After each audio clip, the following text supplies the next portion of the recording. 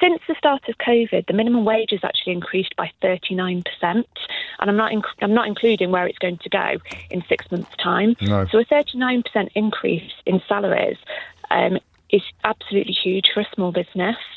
So I think when we talk about employers, we do need to think about every employer and, you know, how difficult it is. We've got so many empty retail properties. We've got empty high streets across the country, and it's because a lot of it doesn't make sense in this particular part of business anymore. When you add it up or together, you know, a butcher, how many pieces of meat would you need to sell to pay your rents and your rates and your salaries? And as those salaries move up, and it's not creeping, it is a rush. That's a big rise. The problem is how much other outgoings have gone up. So people aren't feeling the benefit of the increase in the minimum wage because of, especially rents, how much they've moved up. Yeah.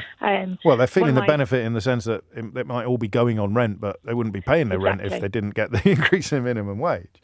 Exactly. So if the government could control the increase in rents, that's then interesting. Perhaps we could do something further down the line and not have to increase the minimum wage quite so much. How hard is this going to hit you, Penny? I think we will survive it because we charge low prices to make sure that we can. We've got that constant footfall, so I can creep them up slowly. But there is only so much that I can move them up. Yes.